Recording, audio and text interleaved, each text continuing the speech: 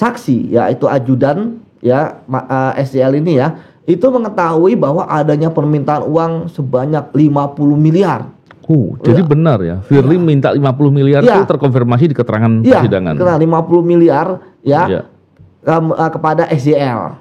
Justru ketika penyidik Polda Metro Jaya menahan Firly, memanggil kembali dulu ya, memanggil kembali Firly, kemudian menahannya, setidaknya ya penyidik Polda Metro Jaya itu membantulah upaya pemberantasan korupsi bahwa masih ada harapan loh. Dengan Firly tidak ditahan, maka dia bisa menutup perkara-perkara yang lain. Dengan segera ditahan, maka itu bisa menjadi peluang untuk terungkapnya kasus-kasus yang lain.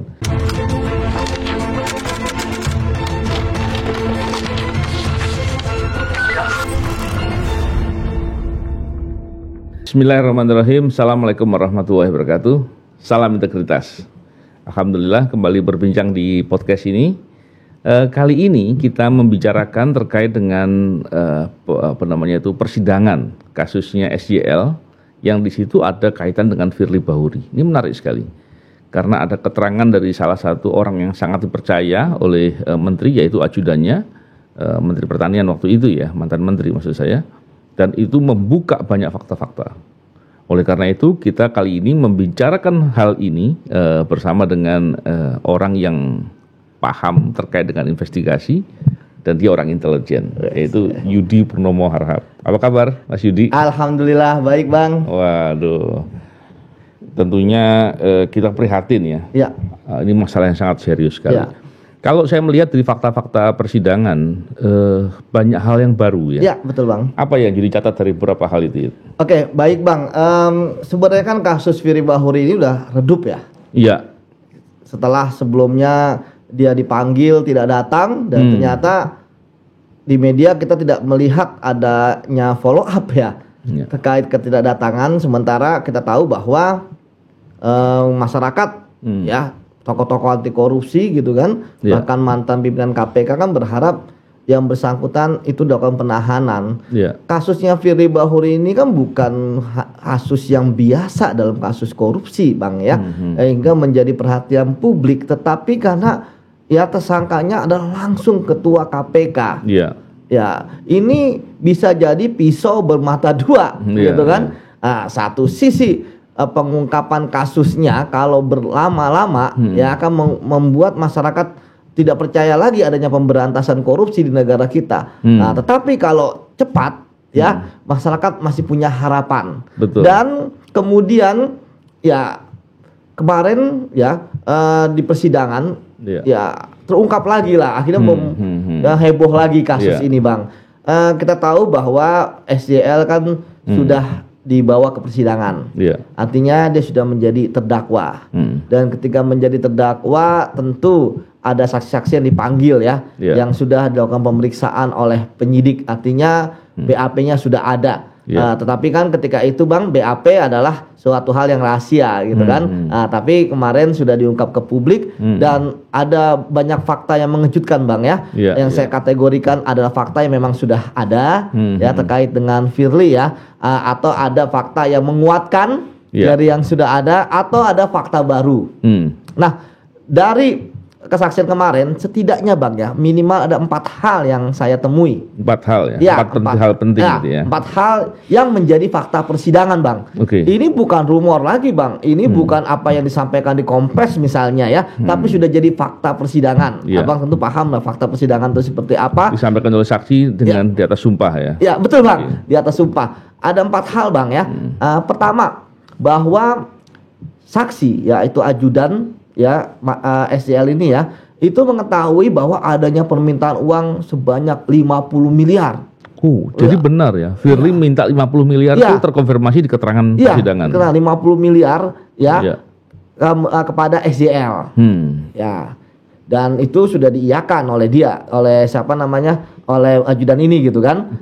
Kemudian yang kedua ya terkait dengan dia pernah menyerahkan ya tas yang berisi uang dolar Bang. Uang dolar ya? Uang dolar kepada ajudannya Firly. Jadi itu yang kedua. Yang ketiga ya bahwa pernah ada komunikasi kan ketika penggeledahan, ya kan? Ketika tempatnya SJL digeledah oleh penyidik KPK. Walaupun dikatakan bahwa Firly menghapus, tapi setidaknya sudah ada percakapan di situ. Artinya memang ketika ada percakapan, mungkin nanti kita bahas satu-satu Bang ya. Artinya sudah ada kedekatan lah. Sehingga kan kayak saya sama Abang kan kalau kan nggak mungkin orang asing WA gitu kan. Pasti kita pernah bertukar komunikasi dan kemudian kita juga tahu, sama-sama tahu lah siapa yang di WA dan sebagainya. Kemudian yang keempat ya terkait bahwa ada yang mengejutkan bahwa ternyata pertemuan SJL dengan Firly bukan hanya di GOR, bukan hanya di yang kita dikenal publik dengan nama Safe House yang ada di Kertanegara Bang ya, tetapi juga ternyata langsung di rumahnya sendiri Bang, rumah pribadi di Galaksi Bekasi. Bayangkan seperti itu. Jadi 4 ini lah yang menurut saya menjadi benang merah yang membuka mata publik bagaimana dugaan kasus korupsi yang dilakukan oleh Firly sehingga Polda Metro Jaya ya menetapkannya sebagai tersangka. Memang begini ya, kalau bicara tadi poin pertama soal 50 miliar, minta 50 miliar ini kan parah sekali ya. Jadi kita selama ini mendengarnya cerita-cerita yang begini ini koruptor gede ya melakukan ini, penegak hukum loh ya. Kalau minta 50 miliar bisa berani minta segitu, artinya ini bukan hal yang pertama kali gitu. Ini pastinya sudah banyak, sebagaimana yang kita duga ya, 50 miliar. Yudi menggambarkan itu bagaimana tuh? Seorang penegak hukum, ketua KPK, kemudian minta kepada pihak yang berperkara sebesar 50 miliar. Bang, seorang pejabat nggak akan mau masuk penjara Bang. Walaupun mereka tahu ya, walaupun diproses dan sebagainya, mereka tetap akan dapat kemudahan, misalnya remisi juga dapat, walaupun nggak kooperatif. Kemudian juga mereka nggak akan miskin, ya kan? Kemudian juga paling pembuktiannya hanya 1 atau 2 kasus, sementara mereka sudah melakukan banyak korupsi gitu. Nah, tapi Bang, psikologis seorang pejabat, mereka nggak mau masuk penjara walaupun 1 hari Bang. Walaupun dengan kemudahan yang mereka dapatkan sebagai seorang koruptor, gitu kan Bang. Berbuatnya mau. Tapi ya kalau ada kesempatan untuk nggak masuk penjara, mereka akan lakukan. Berapapun itu. Berapapun Bang. Dan kalau melihat permintaannya 50 miliar, berarti kan kayak seperti ada standar gitu kan. Apakah ini karena dilihat adalah menteri? Atau karena dia tahu berapa perbuatan korupsinya berapa banyak. Nah, bisa jadi Bang. Jadi dilihat karena kan pimpinan KPK tahu lah perkembangan kasus gitu kan. Karena kan kita kan selalu report waktu kita jadi penyidik gitu kan Bang. Karena supaya jangan dibilang liar gitu kan, pasti kita report. Bohong kalau dikatakan penyidik jalan sendiri, nggak ada lah, pasti report kepada pimpinan, baik itu kalau misalnya langsung ataupun struktural berjenjang, direktur, deputi sampai pimpinan pasti lapor. Jadi tahu Bang, itulah yang berbahayanya penegak hukum, dia punya kewenangan Bang. Kemudian juga terkait dengan jumlahnya yang dahsyat Bang ya, kayak melihat 50 M itu kalau dibeliin seblak dapat berapa Bang? Nah, jadi kembali tadi Bang bahwa mobil Alphard dapat 50 dapat 50 bisa bikin rental Bang. Rental mobil mewah. Nah, kan kalau bicara meminta 50 miliar terkait dengan kasus Bang, apalagi seorang menteri, kan harusnya berpikir dari mana uangnya. Iya betul. Iya kan?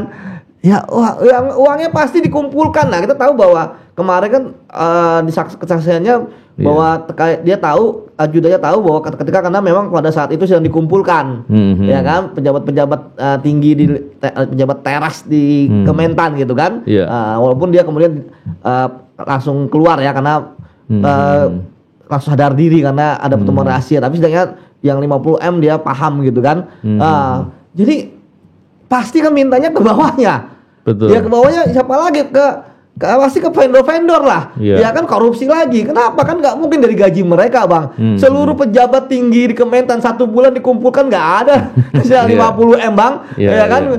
Tapi dengan itu resiko anak istrinya nggak makan gitu kan. Jadi sekali lagi 50 miliar ini untuk kasus suap, ya kan, gede banget itu sangat-sangat besar. Tapi saya pikir ya ketika misalnya kita nggak tahu nih ya berapa sudah realisasi gitu ya. Karena kan ya biasanya Bang, kalau pengalaman saya Bang, mungkin juga ada pengalaman Abang, ya biasa antara permintaan dan realisasi itu nggak begitu jauh bedanya ya. Tapi tetap ada negosiasi memang. Jadi dalam korupsi itu ada negosiasi kayak dagang gitu Bang. Saya minta segini, jangan segitu loh Pak, jadi segini.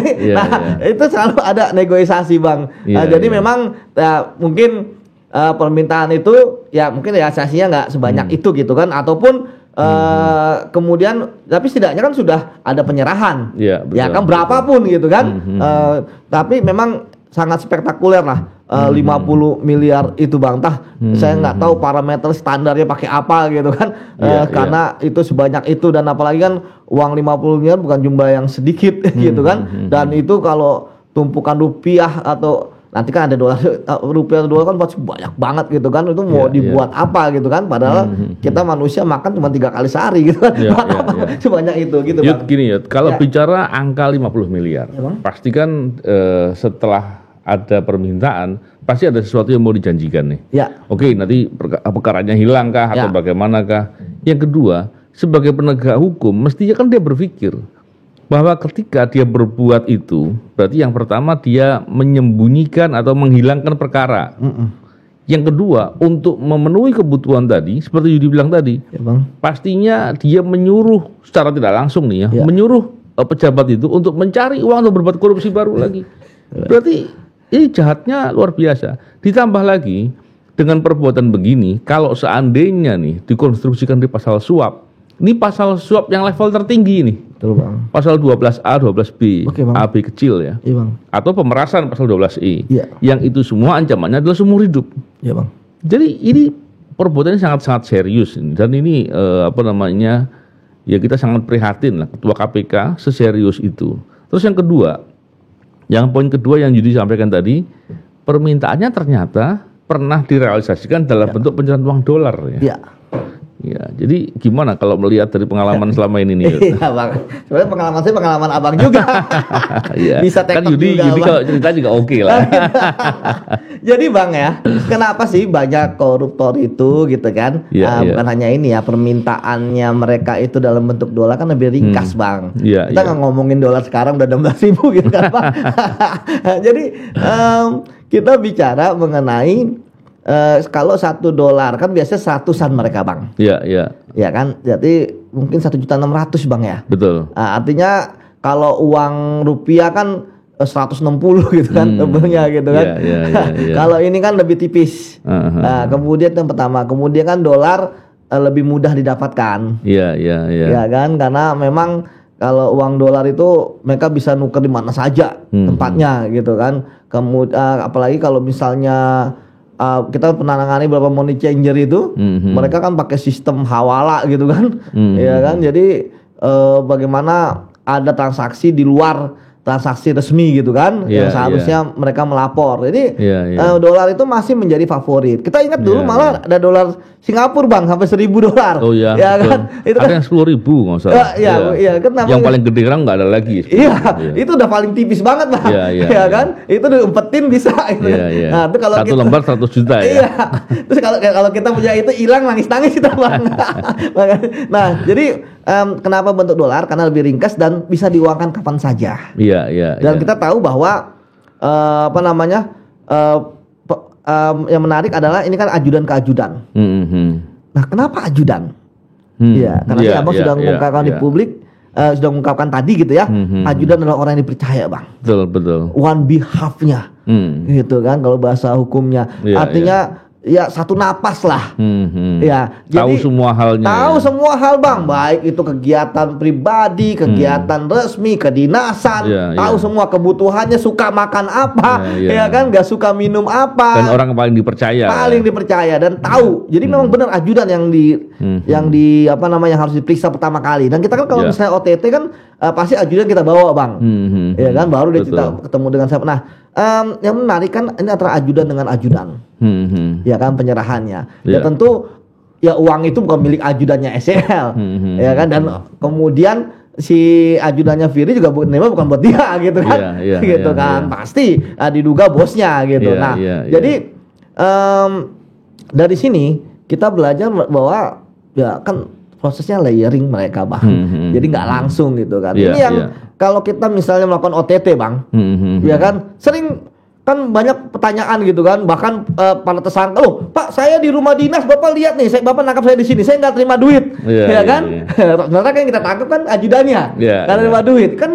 Kalau kayak gitu kan, kalau nanti Abang jelaskan mengapa bisa seperti itu Bang, bahwa mengapa bupati yang ketangkep, gubernur yang ketangkep padahal dia ada di rumah sedang leha-leha misalnya. Jadi sementara yang terima ajudan kenapa ke dia gitu kan, seperti itu Bang. Dan memang kita dulu pernah ya mendefinisikan Bang, yang disebut menerima itu apa sih, kan gitu kan. Oleh karena itu kita bisa memahami sekalipun orang yang diduga atau disangka untuk menerima sesuatu itu sedang leha-leha di rumah, tapi perpindahan barang itu terjadi, maka bisa didefinisikan dia sebagai menerima apabila penerimaan itu adalah perpindahan suatu barang dalam suatu penguasaannya, atau paling tidak untuk dia menguasai itu hanya perlu satu langkah saja. Contohnya nih, seandainya saya mau diberi sama Yudi memberikan kepada saya sesuatu, saya bilang udah ke rumah kasih ke pembantu. Ketika sudah diberikan, berarti saya sudah menerima, karena saya pada dasarnya barang di rumah saya itu atau di pembantu saya yang sebagaimana saya kehendaki itu adalah orang yang ketika saya menggunakannya tinggal saya beritahu dia aja digunakan. Jadi mendefinisikan itu memudahkan untuk OTT dulu sebenarnya kita. Jadi menarik sekali ini, Yud. Dan yang ketiga kalau nggak salah Yud tadi di fakta persidangan ternyata juga dijelaskan bahwa pada saat kemudian perkara SYL ini naik penyidikan, biasanya kan awal-awal penyidikan kan melakukan penggeledahan karena sudah ada bukti-bukti yang paling enggak bukti-bukti itu sudah dikunci terlebih dahulu di awal-awal penyidikan, dan kemudian ternyata ada komunikasi dari SYL ke ke Firly dan itu terkonfirmasi di persidangan Gimana Yudi menggambarkan itu ya? Saya pikir percakapan atau komunikasi kan dilakukan oleh orang-orang yang sudah tidak asing. Ya, itu yang pertama. Yang kedua sudah sering berkomunikasi, gitu kan.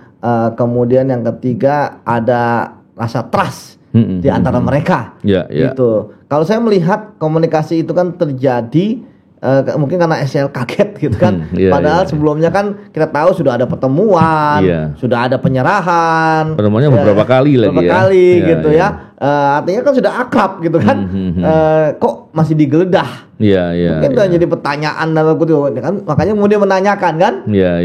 Mungkin akhirnya kan dijawab, tapi jawabannya itu apa kan ajudan itu tidak tahu gitu kan, karena harus dihapus. Yang tahu adalah SCL. Tadi saya katakan bahwa ini kan permulaan aja udah langsung jeng gitu kan. Mungkin ada saksi-saksi lain yang kita nggak tahu ke depannya yang akan makin membongkar yang kan terjadinya perbuatan yang Firly sudah tetapkan sebagai tersangka. Dan yang menarik adalah Bang, bahwa kan saksi ini kan sebenarnya untuk fakta perbuatannya SCL gitu ya, sebagai terdakwa gitu ya. Tetapi saya melihat hakim juga mencecar gitu kan, menanyakan apakah kamu tahu berapa jumlah uang di tas itu gitu kan. Jadi saya pikir memang hakim progresif juga gitu kan, karena dia juga bisa juga tidak mencecar gitu kan. Oh ini nggak ada hubungannya dengan perkara rokok kan, tapi ternyata dia mencecar karena mungkin ingin tahu lebih dalam gitu kan, apakah ada korelasi gitu kan antara kasus korupsinya kemudian dengan pengembangan perkara yang lainnya. Jadi di situ sih Bang, bahwa saya lihat ya kalau komunikasi itu kan tentu kalau masalah etik dan sebagainya ya dia sudah disuruh mundur dan mundur juga gitu kan Bang. Jadi nggak perlu kita bahas lagi. Tapi yang jelas kita lebih ke masalah psikologis bahwa memang sudah ada kedekatan kan antara Firly dan SCL seperti itu. Makanya mereka berkomunikasi dan ya ketika misalnya digeledah kan ya tentu orang kan akan seperti orang tenggelam ya, mencari siapa yang bisa dianggap ditolong gitu kan. Ya mungkin dia dikira adalah Firly gitu kan. Seperti tadi yang dikatakan bahwa sudah ada beberapa kali pertemuan, bahkan ada penyerahan kepada ajudannya gitu. Jadi dia merasa nyaman ya kan, sehingga kemudian melakukan WA ketika terjadi penggeledahan yang dilakukan oleh penyidik KPK yang sedang melaksanakan tugas sebenarnya, yang mungkin penyidik KPK juga tidak tahu ada seperti itu gitu kan. Ya bagi mereka kan geledah aja. Dan kita tahu ditemukan berapa miliar gitu kan saat itu Bang. saya lupa berapa gitu kan, uang juga. Jadi seperti itu Bang. Yang katanya itu uang yang akan diserahkan lagi ya, berikutnya katanya ya, saya nggak tahu juga. Betul Bang. Tapi yang menarik begini, ya memang wajar sekali dia dihubungi ya Firly-nya ya, karena Bang, tentunya tanggung jawab dari dia menjanjikan, terus kemudian dia menerima sesuatu imbalan, dan itu perbuatan korupsi ya. Tapi ketika orang menagih itu ya itulah emang akan begitu kan, tanggung jawabnya akan begitu. Dan ternyata sebagaimana Yudi sampaikan tadi, pertemuan itu nggak hanya di lapangan bulu tangkis, tidak hanya di safe house, tapi juga di rumah. Bayangkan. Kalau di rumah pribadi, di rumah yang dia tinggali, dan tetangganya tahu dia ketua KPK. Terus biasanya dia juga pasti menghindari orang jangan sampai kemudian ketahuan ya bertemu. Dan di keterangannya dia sebelumnya kan dia bilang, dia nggak tahu, dia ketemu, saya ketemu hanya di nggak sengaja di tempat di gor ya, tempat olahraga. Ternyata di rumah pribadi. Dari beberapa hal tadi itu yang terkait dengan pertemuan di rumah ini menggambarkan beberapa hal ya. Yang pertama, dia berani, dia pede, dia nggak khawatir gitu, nggak khawatir. Bisa jadi itu karena selama ini dia merasa bahwa dia didukung oleh para politisi nih. Di DPR suaranya penuh loh, dia didukung oleh dan sampai dia berani ngobrak-ngabrik KPK gitu. Artinya dia pede sekali melakukan itu. Gimana Yudi menggambarkan itu ya? Saya juga itu loh, baru kali ini saya tahu itu, senekat itu orang. Betul Bang, karena selama ini Bang, pengalaman saya juga bahwa pertemuan untuk melakukan perbuatan korupsi itu kan masih perbuatan kejahatan loh Bang, bahkan luar biasa gitu. Betul. Jarang sekali, bahkan nggak pernah Bang mereka ketemu di rumah pribadi Bang. Karena bagi seorang koruptor Bang, rumah pribadi itu adalah kenyamanan mereka. Istilahnya topeng mereka. Mereka membuka semua topeng mereka, di situ mereka keluarga, keluarga yang bahagia, keluarga nggak akan berani bertemu dengan siapapun gitu kan di situ gitu kan. Bahkan untuk istilahnya menerima duit dan sebagainya, ataupun hanya untuk bertemu, kan. Tapi ini sampai bertemu, dan ingat loh kan pertemuan kan juga nggak boleh.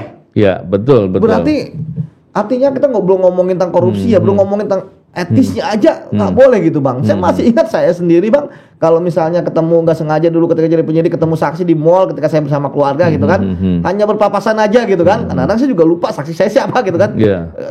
Siapa ya Pak? Oh saya saksi Bapak gitu. Wah saya langsung WA di grup ya kan. WA di grup penyidik gitu kan. Wah saya habis ketemu ini dia ngaku adalah begini gitu kan. Wah saya harus cepat, kalau nggak saya nggak akan makan tenang gitu kan di mall itu gitu Bang. Nah, jadi istilahnya karena ketemu nggak sengaja aja gitu kan, hanya selo hanya berapa detik gitu kan, kita udah tekan gitu kan. Karena memang kita itu dulu dididik dari rumah kantor, nggak pernah kita nongkrong di mall sampai malam ataupun ketemu orang di luar pekerjaan ya kan.